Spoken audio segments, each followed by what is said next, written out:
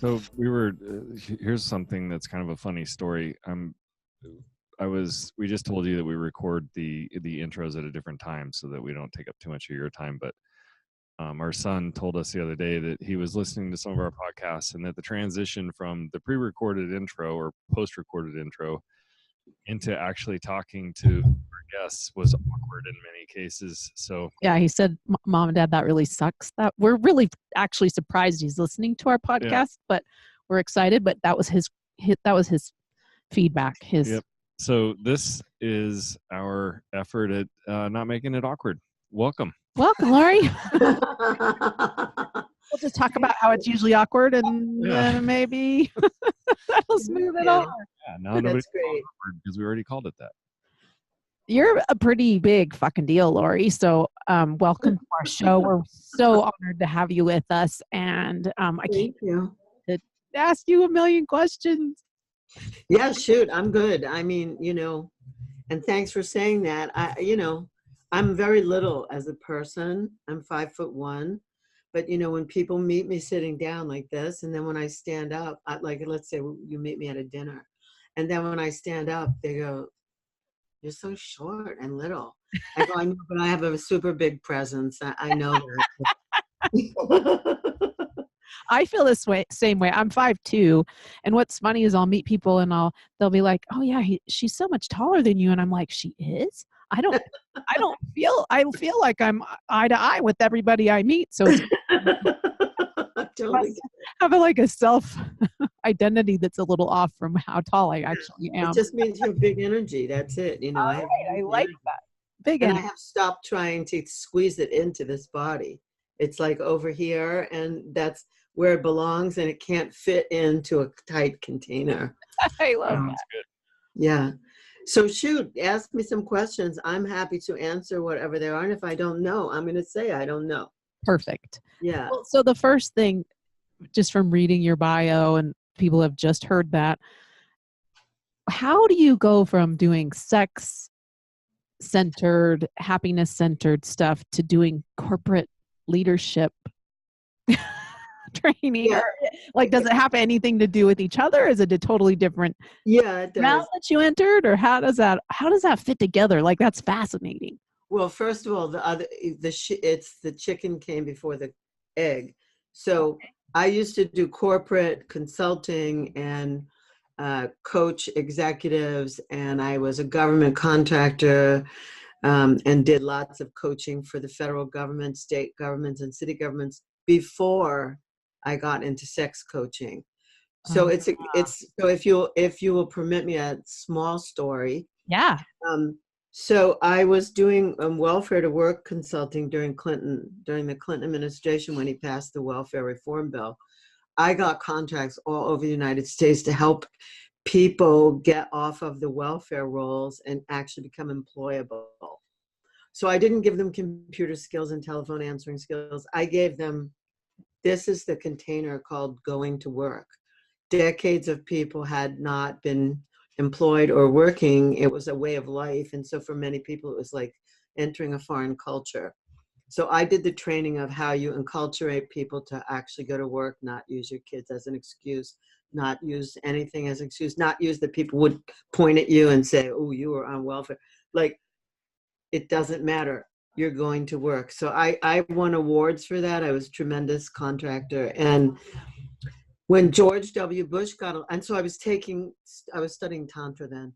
When George W. Bush got elected to office, he took those contracts and gave them to churches. Now I don't own a church. I'm not going to own a church. Some people call Tantra a religion. I'm not religious. So that wasn't going to be my way of coping. So I said, well, I just lost about 80 contracts. So, money flew out of my pocket. So I said, what am I going to do? I'm going to take my hobby, which is studying about sex, and I'm going to make it my vocation, and no government or politically elected official is ever going to determine whether I make a living again. Sex always sells. And that's how I went there. Right. And I still, from time to time coach executives, and I have coached executives in the area of sex and happiness. I have presented at YPR, Young Presidents, YPO, Young Presidents Organization, in a number of places. Everyone's interested in sex, so sometimes they don't want to be seen talking to me at executive meetings because people will think they have a problem. But they don't mind talking to me on Zoom, So That's fantastic. yeah. So that's how it happened. George W. Bush did one good thing. Yeah, he did. What a great way to look at that. What an interesting transition. So talk a little bit about Tantra and what that means to you, because we were trying to read about it on the internet. We're not very versed in this. I don't know if our audience knows too much about it, but I'd love for you to give us a little education. Yeah. So basically it means to weave. The word itself, translated from Sanskrit, means to weave. And what we're weaving is the elements that have been separated. So we're weaving body, mind, and spirit together. They're not separate. Sexuality is not separate from spirituality. It's not separate.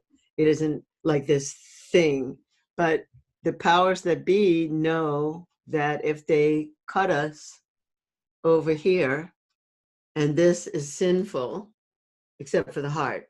And Hallmark, does a big job on this, like tries to get all our money this way. But if they cut us and say everything neck down is sin that enjoys pleasure, and the way we get gratification and pleasure is through this, then we can be controlled. All we have to do is be ashamed of our animal, and then we can be controlled by government, by religion, by parents, by whoever. Right. If we reintegrate it and weave the body back together with the mind and the spirit, and we're holistically complete.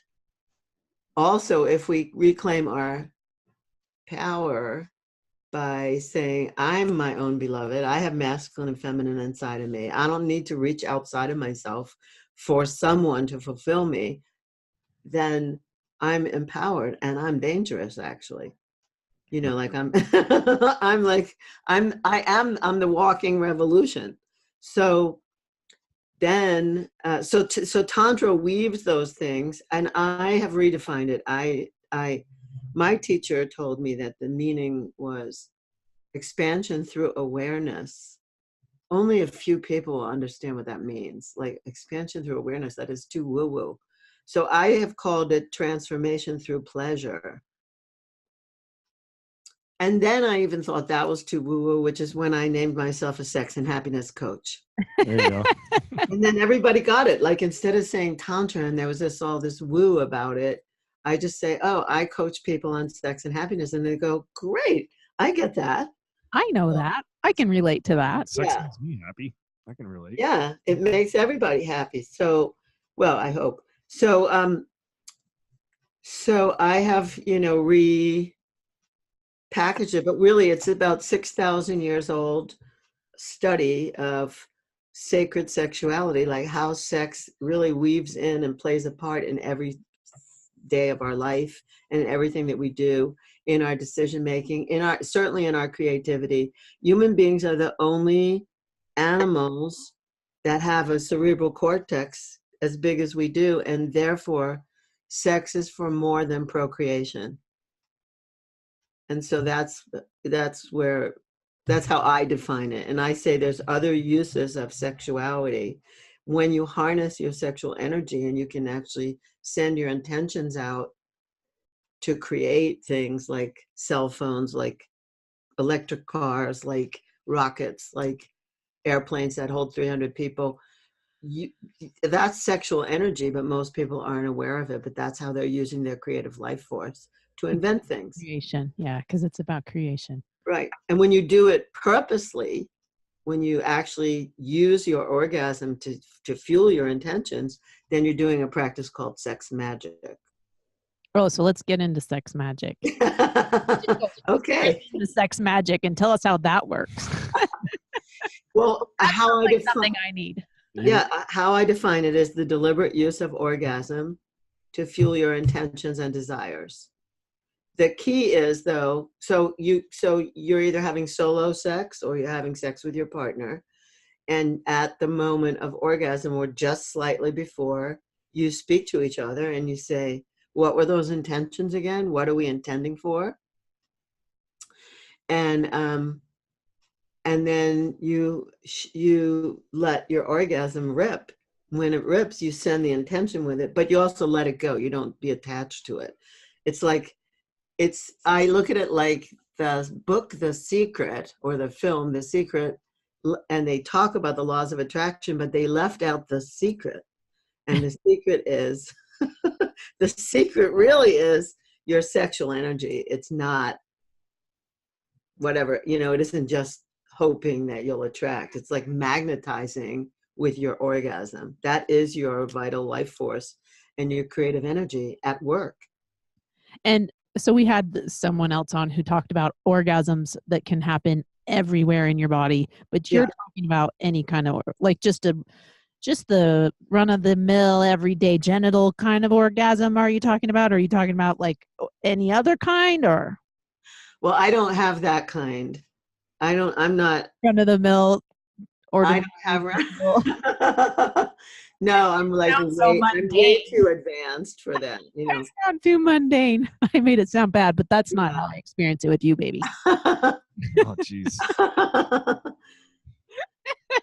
Yeah, I'm not, I since I'm not there, I can't give you, I can't give you the blue ribbon. I don't know, but like I can tell you that I'm pretty advanced at orgasmic techniques, and I understand that you can have any kind of gasms. You can have heart-gasms, you could have laugh-gasms, you could have tea-gasms, you could have pizza-gasms, I guess. You could have gasms about anything.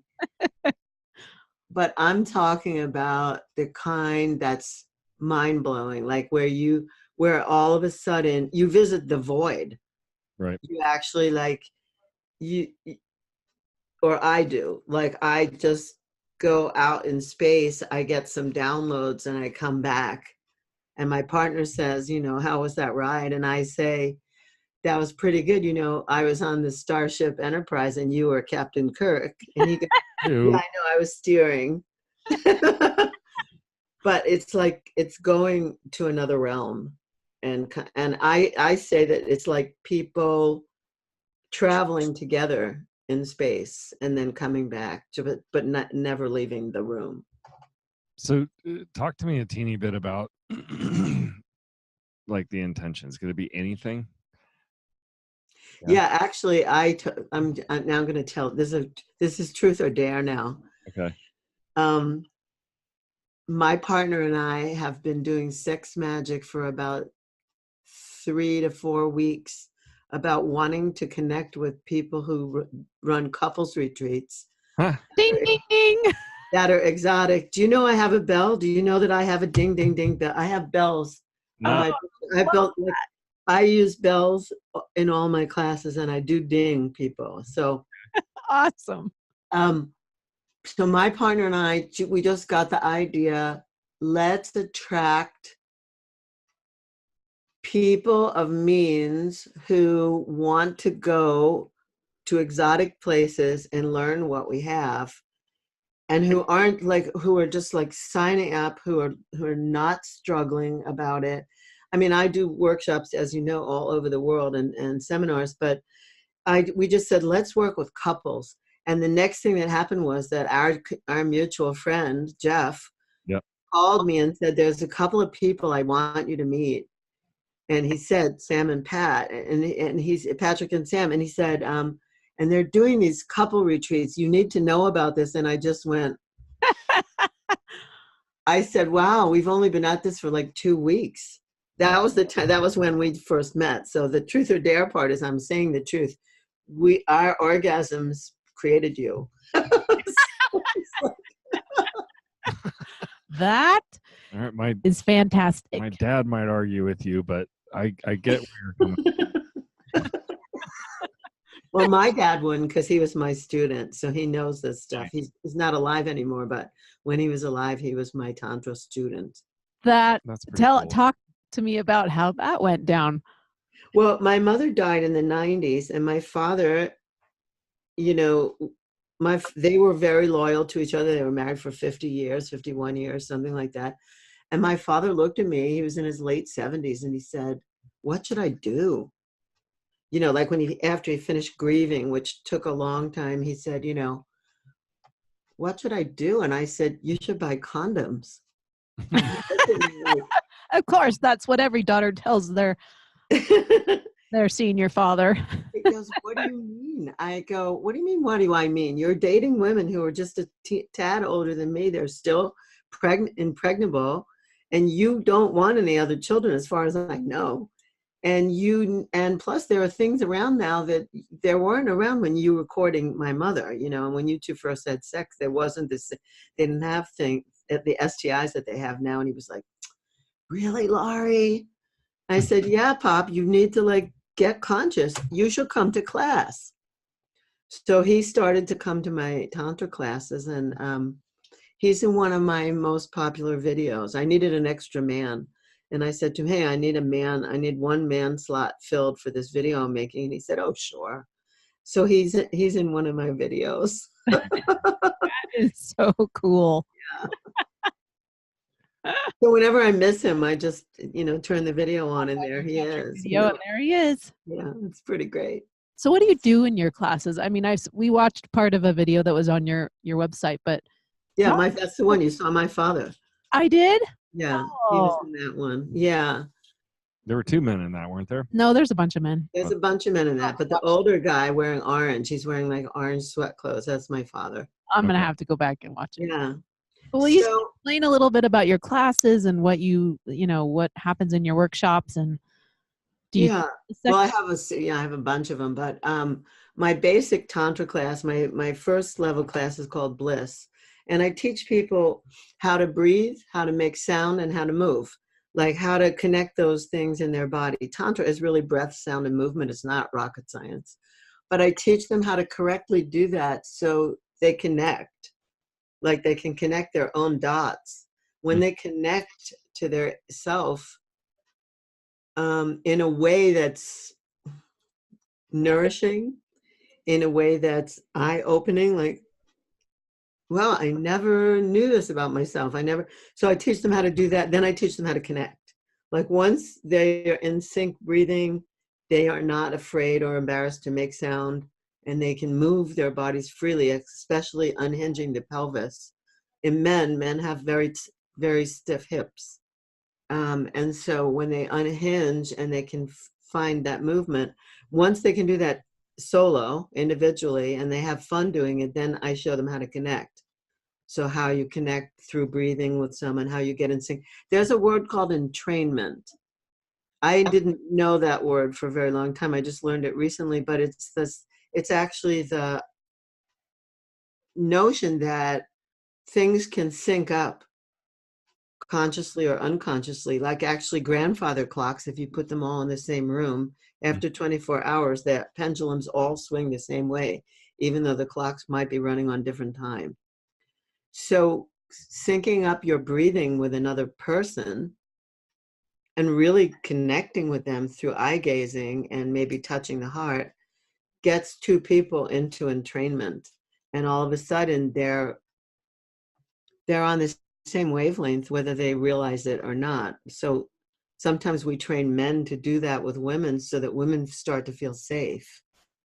A man who's breathing along with her, whether she knows he's doing it or not, she starts to feel safe around this man. Right. So that's part of what I teach then I take it to other realms like sex magic. I teach a whole course on sex magic, how to do it alone and then how to do it with a partner. And then we have a ritual. So we have a ritual, and if people choose to, they can all be together in the same room and do sex magic together. Is that kind of like an orgy-ish? No.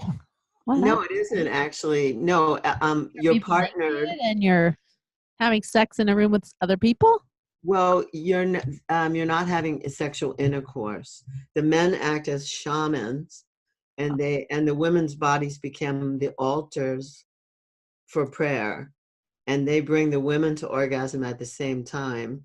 And we do a group intention. So we do a single intention and a partner intention, and then a group intention, and all the women's orgasms go into the universe at the same time, carrying the individual, the partner, and the group intentions.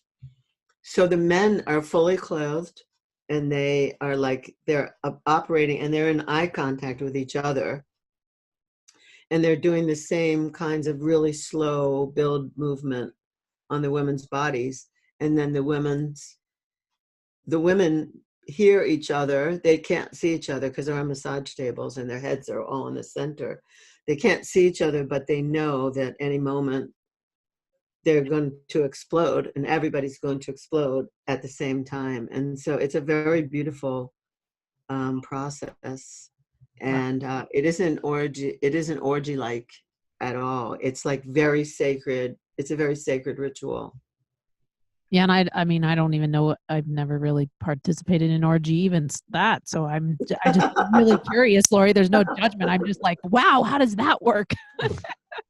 Yeah, I've done it at some resorts from time to time with groups of people who've come to like afternoon classes. And then everyone at the resort will say to me the next day, what were you doing out there by the pool last night with those 14 couples? And I'm like, oh, we did sex magic. Yeah. And then and it was a full moon, and then they're like, can we do it? No, you didn't come to class. I'm only doing it with people who came to class, I'm not. So anyway, so that's some of the things I teach. And then I'm part of an international, so that my company is called Butterfly Workshops, although I'm rebranding to lauriehandlers.com on April Fool's Day. Because everyone's been telling me, like everyone knows you. They don't know Butterfly Workshops, even though you've had it for 24 years or 22 years. So I'm also part of an international faculty called ISTA, International School of Temple Arts, of which I'm a lead member. I'm a lead facilitator, and there are 13 of us in the world. And then there's about another 20, 30 co-facilitators, and we teach three levels of spiritual, sexual, shamanic experience all around the world. So I can say that we weave spirituality in with shamanic practices and sexuality. But if I tell you the practices out of context or the rituals out of context, people get weird. Like they say, you did that? You did what? You went somewhere and you did what? And people come from their own sense of shame. So it's a very deep training. Right. And it disrupts and transforms people's lives really with big, powerful results in a week. And are you guys all teaching the same thing so all 13 trainers, you all have the same curriculum that you're teaching as part of this? ISTA? ISTA, yeah. It's all the same curriculum, and each one of the leads infuses it with their own flair. Sure. So I have certain practices that I bring in that maybe the others don't bring in, but they have other things that, like one of them sings and plays guitar, and so he sings songs to people. And I do a thing called yoga boxing, which is punching one word, one punch, and that's like an emotional release technique that was created by myself and a former partner. And so I bring that in, and different things. People bring in different things, but basically the curriculum is the same. Right.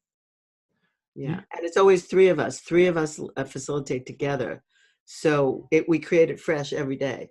Because if I was facilitating with you two and I never facilitated with you before, we'd have to kind of agree to exactly what we're doing today. And so it's very fresh. People never feel like, oh, this is just, cookie cutter. A rote cookie cutter thing that we're doing. It's never like that. And you're doing these all over the world, right? Mm-hmm. Yeah. Yeah, I have this year I have Germany, Sweden, Fiji, a few places in the US. I'll be doing Eugene, Oregon, and Seattle, Washington. And I have Scotland and Switzerland, places like that. But I've opened up India. I've done it twice in India. I've done it in Costa Rica. I've done it in Bali. And then there's the others of us doing it in other places. So we're all super busy. Which of those, of all the places that you've been, would you say that has the best energy for what you do? Jesus, hard to say. I think Ibiza is a really great place to do this stuff. Greece is amazing. But Bali was wonderful, and there's like India was not so wonderful. I would do it again if I did it in Goa, but I wouldn't do it in Delhi again. And it's because the culture in India is so repressed. I mean, I've been there so many times. I know so many people there, but to teach this course there is very difficult.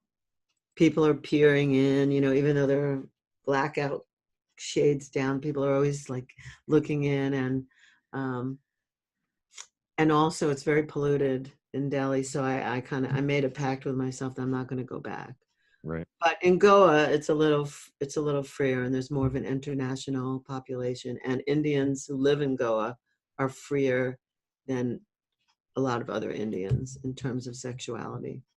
Okay. I guess that, when you said Ibiza, of course, I thought immediately, going to the clubs and hanging out in the caves and foam parties and, like that.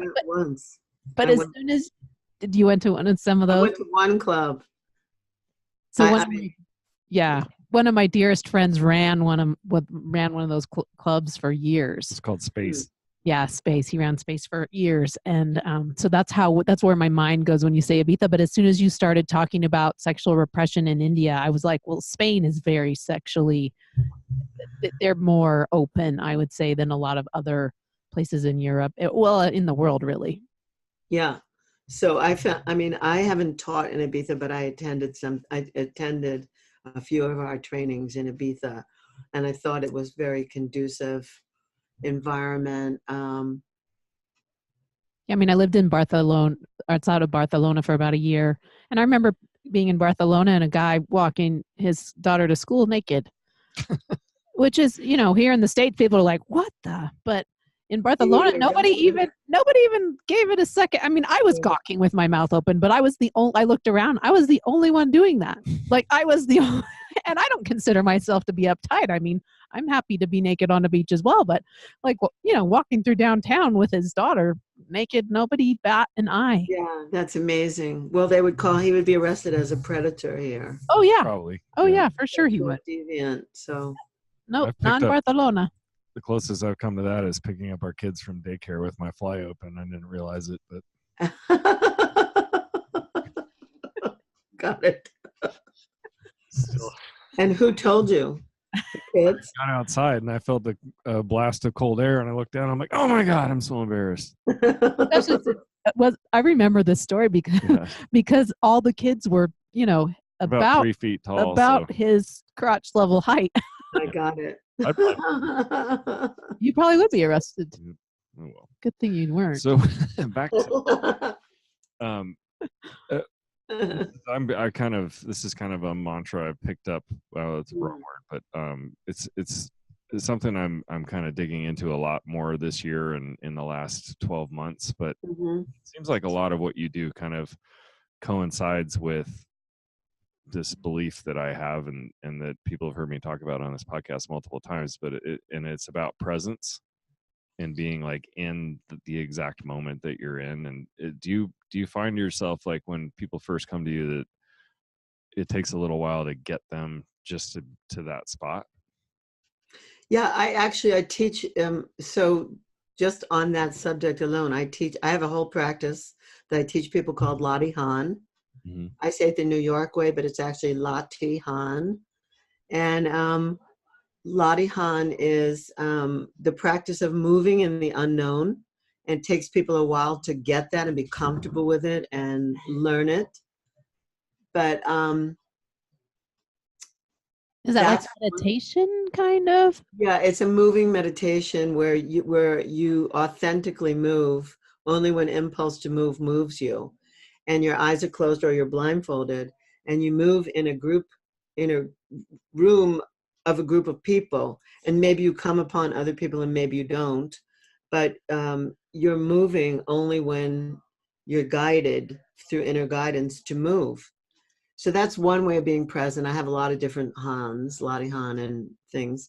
I'm actually doing one soon in New York, an evening of Lottie Han in New York. So that's one of the things I'm also known for in the ISTA field. I bring Lottie Han. And then there's my partner, Michael Gibson, who teaches men presence. And he does all these exercises where he'll say, okay, the women close their eyes, because he trains men. He has a course called Just Add Skill for Men. He figures they have some sexual skills, but not too much. Like basically men never learn from anyone, but we think they should know. Right. So Totally. we expect them to make every move, do every kind of thing, at least in my generation. And then they show up and they might have one trick that worked with one woman, and they do that trick over and over again. And the woman's like, okay, I'm bored already. Like, could you do something else?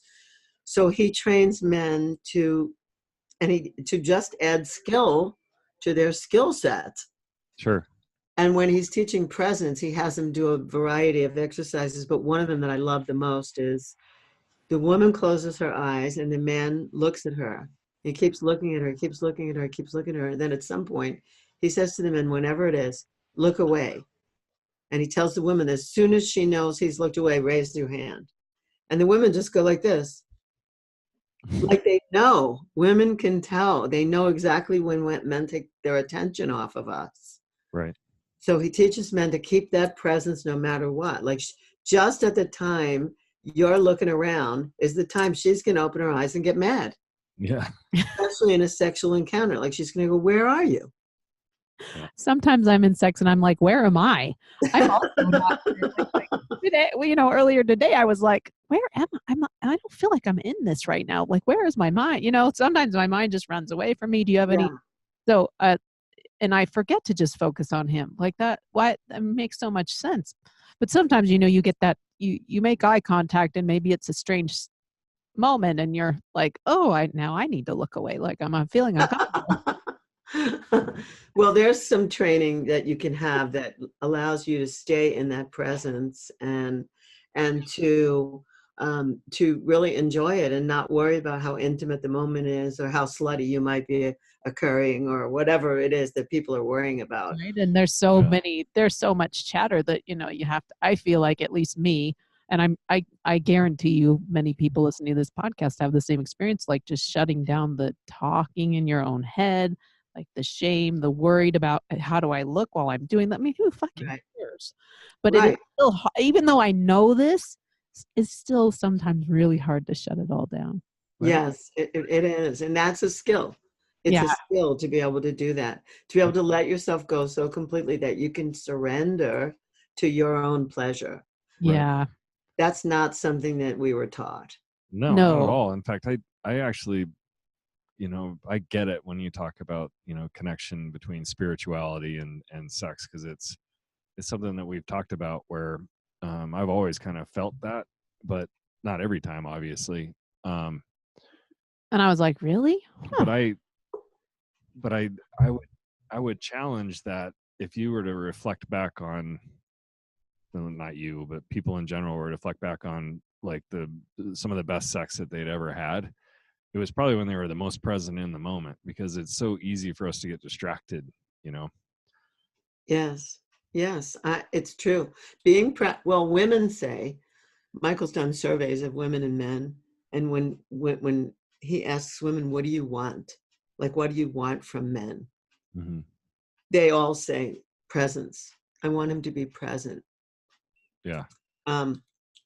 That way I can let go because I'm being held. If we were to define the sacred masculine, we would say that it's holding space without judgment. Okay. So if a man can hold space without judgment for me while I want to just like let go and be in my animal, then I feel safe and I can go. I can really let go of the constraints that have kept me from really enjoying myself. Then I'm going to go. Sure. I'm going to go. And if it's my ride that we're riding, then I'm going to take that man on a wild ride. Have the ride of a lifetime. Nice. Because I'm not going to hold back. Okay. Well, so that's like, that's what women request. When I ask men what they want, I can't remember what Michael said men said they wanted, but when I ask men what they want, they say they want a woman to just tell them the truth. What do you want? And I say, well, women don't always know. They change their mind from moment to moment. They don't know exactly what they want. Yeah. And so it's an interesting thing, right? Even just in some of the work that we've done with couples, and very often women have no idea what turns them on.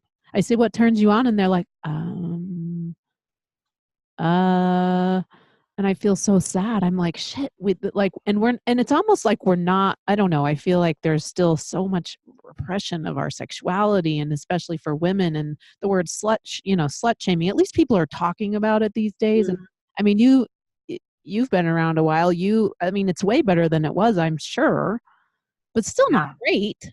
No, it's still People not don't know the great. truth about sex. They don't know anything. I mean, well, women weren't supposed to be able to even like it. We weren't supposed to like it. So one of the reasons women don't know is because if they say they like a particular thing or something done to them, that means they're a slut. That's terrible. So they can't say. So they just go, and they don't really know. They haven't focused on themselves. There's so much about it to overcome. Yeah. And then there's the whole other piece, which I also teach some BDSM, bondage, domination, submission, sadomasochism. I also teach that. I had a student for 18 years who took everything from me tantrically, and then he went off and studied BDSM, and then he called me and he said, if you can bring bliss to people through eye gazing and breath, sound, and movement, I can show you how to bring bliss to people through spanking. And I said to him, really? Well, show me. So he showed me, and then we started to teach together. And what I learned, and why I'm bringing this up, is because the term slut shaming. So what I've learned, one of the things I've learned, is that hidden in our erotic blueprints, in there hiding, is some places where we've felt humiliated or shamed. And that holds great erotic content if used in the right moment. Mm-hmm. So let's say I've been running from being called a slut my whole life, which I have. I don't know any women who haven't. Right. And then in a moment of ecstatic, hot, amazing sex, if my lover just whispers into my ear, you slut, you know you love this, that's a whole turn on. that I never realized I wanted until I learned about humiliation play. And so I did a workshop in Australia with 150 people at a festival, and I said to them, okay, you have to get something like a piece that would really embarrass you if it was just called out here. But if in a moment of sexual enjoyment, the right person whispered it to you, it would be a turn on. And I had 150 people saying that to each other, like calling that to each other. And people came to me the next day and they just went, I got so free yesterday. Some guy came up to me and he said, I'm a dirty, pervy wanker. And I said, yes, you are. And he said, I got so free, like I can say that now. And like, I don't have to be the nice guy. I say, yeah, because that's going to come out sideways. Yeah. If you can't acknowledge that, then it comes out sideways. And that guy got free, and then a bunch of others, but his was like the best. He goes, I found out I'm a dirty, pervy wanker. That's pretty good. Owning somebody else's label, right? I mean, but he got, he got a turn on from that. He actually like got to be turned on by that, and he could actually use that content now. He's free. He's not running from it. Right. But wouldn't you say that it's more about that turn on is more about actually the realization of that freedom? Yeah. Yeah. Yeah. That's pretty cool. So I'm still learning so much. I can just say, I know a lot about all this stuff, and I'm learning still so much. Like yesterday I went to a ropes class, and I watched somebody tie up a beautiful woman, and I was with my partner, and she was being our demo model, and we just had this private session with a friend of mine. Mm-hmm. And he said to me, the man who was doing the rope tying said to my partner, what do you want from this session? And he said, I want to be able to wow Laurie. Like she's pretty wow. And like, I want to wow her more, and I was like, oh, that's so sweet. That is so sweet. Yeah. So, so how did that end up? Did you get tied up? Did he get tied up? No, not one of you. Right now I have a house full of companies, so there's not really any space to like take the time out to do that. Plus we have to buy the rope. Yeah, and it's complicated. Like there's different, I saw a special or something about that. And I think it was on, they talk about it on that show on Netflix called, it's not Girl Next Door, but it's something like that. I don't know, I'll come up with it before it's over. But they, like even the knot tying is pretty, it's like an art. Yeah, it's called shibari. Shibari, yeah. Yeah. And so anyway, so I mean, to me, it's just there's a ever expanding learning. And when I go through some changes, like I remember coming back from somewhere and I said to him, I'm not going to have any stops. He said to me, oh, you have stops? I said, I'm pulling out all stops. And he said to me, really? You have stops? Where? I said, well, I know of them internally. And so, it's a growing, it's a process. It's not stagnant. And that's what I think is so beautiful. I think that there's no place to get. There's just like keep opening. Mm-hmm. Right. Yeah, there's no destination. Exactly. So death. Well, I don't believe in that. Yeah, I want to talk about, let's get into that. Learning all this stuff, and then you told us at the beginning of the call that you're actually working your way backwards.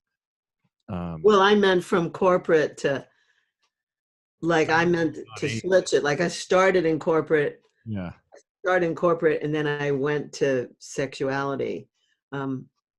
So I'm working my way backwards, aging. Yes. Right. Yeah, I want to hear about your radical life extension that you mentioned. Yeah, so anybody who's watching this video, if you get to watch the video, if you see Laurie, she is stunning and she looks like 40 something. Now tell us how old you are, Laurie. 71. She's fucking 71. Well, talk I should say how you 71, but I mean, so talk to us about how you've aged backwards. I mean, this isn't surgery. No. Is it surgery? Is surgery. It? Yeah. I mean, I assumed it wasn't, but that was kind of a judgy thing to say. But how does it matter? I mean, I'm actually in favor of surgery. If people need to get surgery to either lose weight or to fix their face, I'm in favor of that. All right. I'm not so in favor of breast implants, not because they don't look great, but because a lot of my friends are having those reversed now because they've found symptoms of chronic fatigue syndrome and different Epstein-Barr syndrome from whatever the reaction is of their body to the silicone that was implanted in them. So a lot of people are having them out now, taking those things out. But anyway, I didn't do that. In 2007, March 2007, so it's the anniversary, I guess, I was living in New York City, and a friend of mine who I call the spiritual vortex of New York, Alan Steinfeld, called me and he said, what are you doing this weekend? I said, why? He said, because these speakers are coming to New York and you need to meet them. And I said, really? What are they into? He said, they're into physical immortality. And I went, I don't want to meet any vampires, Alan. I'm not going to go. And he said, no, you need to meet them. And I said, okay, I'll meet them. So I met them. I went to a potluck dinner. I didn't know that I was sitting next to James Stoll, who was one of the speakers. I just sat down next to a stunningly handsome man, and we talked. And then when they said, now the speakers are going to talk, and he stood up, I went, oh, that's who I was talking to. So there are two people, Jim Stroll and Bernadine. She just goes by the name Bernadine. They've been speaking about physical immortality for 50 years. Before we even knew the term longevity, they were speaking about you don't have to die. Human beings should be at a point now where we don't have to have death in our lives. And they didn't have any scientists back then. Even when I came, 2007, I met them. 2009, I moved to Phoenix. They're based in Scottsdale. I moved here because there was some promise of a better life, of taking the death consciousness out of our lives. And I had participated long distance for the first 2 years. Anyway, when I moved here, I was heavier. I still had acne. My hair was curly and longer. I thought I was terrific. I thought I looked great. I thought I was in great shape. I thought all these things. And now I know that's not true, because now I know I could work out 7 days a week. I take experimental drugs that change certain things about me, about my chemistry. I'm like a guinea pig, a human guinea pig for things, because scientists have now found out about us. And we also, the name of my community is People Unlimited. And we created something called RADFest, Revolution Against Aging and Death Festival. And about 40 scientists come. We've had 3 of them. This year will be the 4th year. It'll be in Vegas in October. And the scientists keep showing up, and they have things going on that you wouldn't believe. You would think you are on Star Trek. You Right. wouldn't know like what's really doing. And most of them couldn't get funding, but because they've now met each other because of RADFest, and lots of investors come to it as well to find out what's the cutting edge of science. Lots of things are happening and will be happening faster and faster. So I partake in as much of it as I can afford. And the prices are coming down. Like, for example, I've had stem cells. I was going to say, give us some examples of things that you're trying or things that you've heard of that are Star Trek-y. I love Star Trek. I had stem cells over a year ago. I had a stem cell drip put into my body. I don't know exactly what the stem cells did in my body, except for one thing that I could see. And that's when I was a kid, I had braces and my gums receded a bit. And my gums grew a few centimeters since I had the stem cells. That's something I noticed pretty soon. Okay.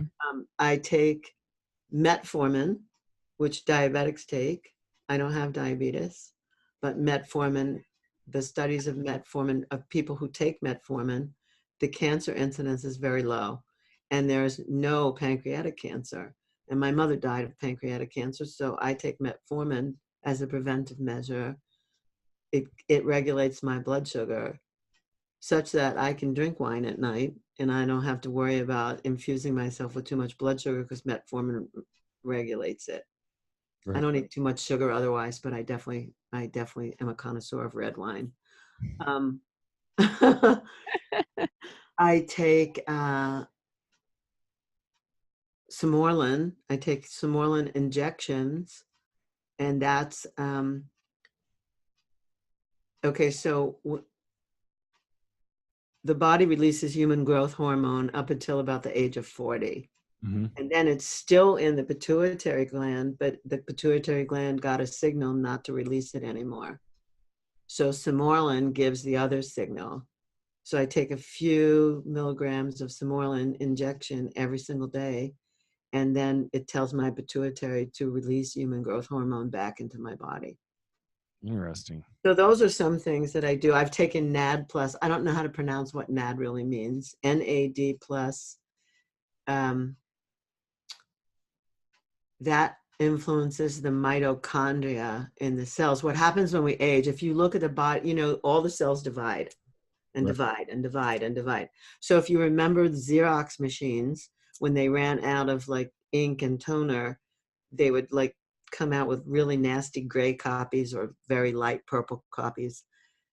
So those light gray and light purple cells keep dividing, and they're nasty. Those are not good cells. They have garbage in them. The mitochondria is dirty. So NAD plus cleans the mitochondria in the body. So I did that for like 12 days. And then I'm going to get a reading, and then I'm probably going to do it again. So those are just some of the things that I do. Plus, I'm in community. We talk about immortality. We talk about what you'd have to do to give up certain ways of speaking, like this cheesecake is to die for. Right. Oh, I love them so much. I love them to death. Oh, knock them dead, break a leg. I mean, I could just keep going and going because people say that to me all the time, and I go, no. I knock people alive. So we have a very most people are planning to die, and they think that they'll die just around the time their money runs out. They're hoping for that, right? Yeah. Yeah. And then, but see, my community, we're planning to live. So we don't buy funeral plots, and we don't, I don't go to funerals. 2 friends just died this week, actually in the past week. And these rings are from my dear friend Jack. This is what's left of him. I called his business partner and I said, what are you doing with his rings? Like, I have to have something of his. Right. But I'm not going to any cremation or funeral services or anything like that. I'm not going with death. I'm only going with life. Okay. So my community, we meet twice a week, and that's what we talk about. So it's almost like you know, you mentioned the secret earlier, but it's about just basically manifesting life and then keeping that affirmation as opposed to the opposite. I'm dying. Exactly. Yeah, and like some people say, well, okay, how about if I live to 120? And we say, okay, and if you're still healthy and vibrant, you're not degenerated, you wouldn't want to be 121? Are you nuts? Why would you cut yourself off there? You know, people never think about it because we're so used to thinking about humans are the only animal that can look in a coffin and go, that could be me. Birds and cats and cows and everything, they cry when an animal dies. They do have feelings about it, but they don't, their cerebral cortex doesn't get that could be me. Right. They don't interpret that. So humans are the only ones that interpret that. And when they do, it's so awful. The idea that we've had to create ideas of making some afterlife better to promise people that it won't be so hard to do it, but it's horrible. So I don't want to lose you. I just met you, and I don't want to lose you. I don't want to lose anybody. You know, I don't want to. I hate that I had to lose some people this week. Yeah. Yeah. We want to respect your time and try to keep it about an hour, but we have like a couple more questions. One of them is, you've been around for a while, you've seen a lot, you're probably going to see a lot more, but what's one of the wildest or craziest things you've ever been a part of or ever seen? This is going to be good.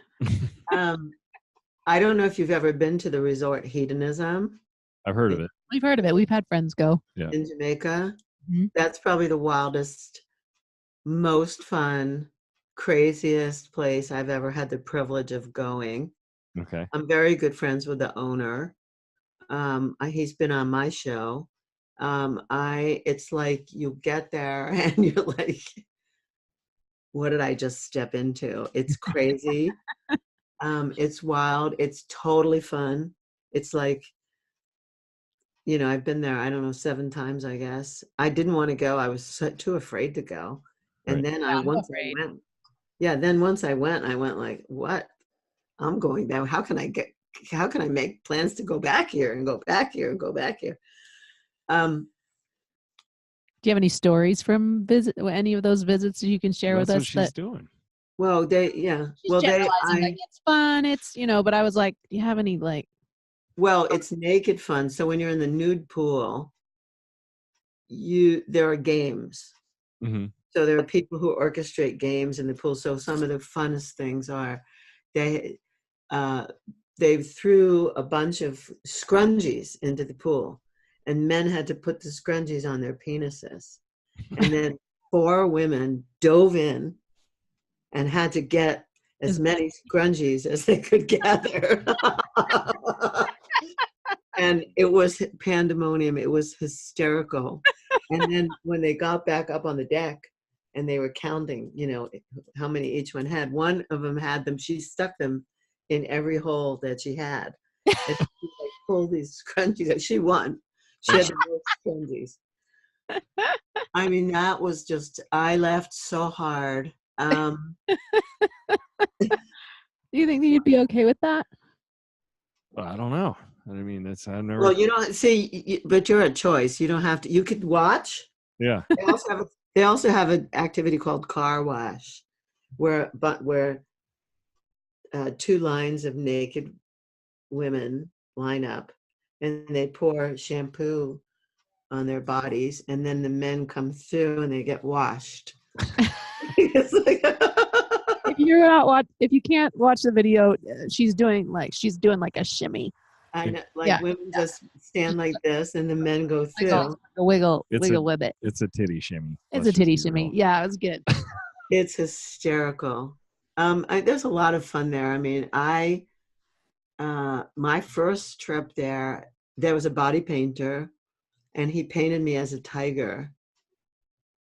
And that was like the best. It was like amazing. It took him like 4 hours, but it was so sensual. Like he would put the paint on my body, and then he would go like this on each part of paint, and I would be like, oh, you know. And he did it in a window so people could walk by and see me painted, and it was very sensual. It was a very hot experience. Is there like a line outside that painting booth?